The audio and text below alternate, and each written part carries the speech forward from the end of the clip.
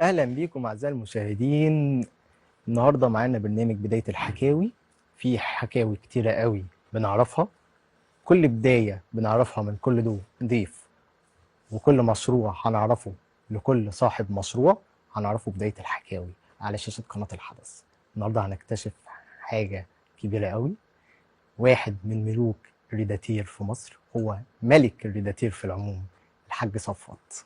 ازي حضرتك حاج اهلا صفوت؟ وسهلا يا زلمه، اهلا وسهلا. منور. الله يخليك الله قول لي يخليك. بقى، في بدايتك كده، إيه الريداتير انت بدأته امتى؟ يعني فكرة الريداتير. لا انا بدأت صنايعي اسمعي، كشغال ده شغال. احنا كده بادئين مكافحين بقى. اه بدأت طيب. صنايعي.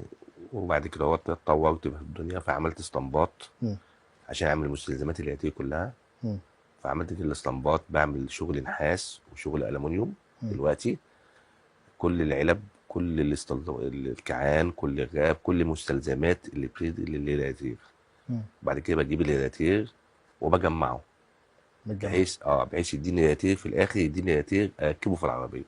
ايه الفرق بين الشغل اللي انت بتقدمه في الريداتير تمام. وبين اي حد بيقدم في السوق ريداتير تاني؟ كله زي الفل، بس انا بزود شويه في الخامات. بتزود شوية في الخامات. اه طبعا في الخامات الخامات. دي مهمة قوي. اه طبعا في طيب، الخامات. قول لي يا حاج صفوت، ليه اتفضل. العميل بيسيب الحاجة الجاهزة وبيروح يعمل ريداتير مثلا بكل تفصيلة عند مثلا الحاج صفوت؟ تمام.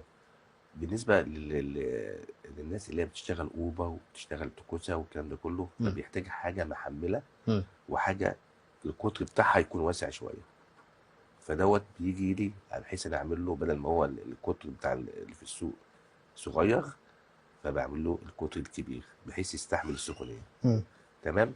علاوه على العلب اللي انا بعملها دي علب الومنيوم. مم. اللي موجود في السوق تبقى علب فبر. مم. فالالومنيوم بيستحمل اكتر وبيعيش اكتر وبيدي تبييض اكتر ان شاء الله.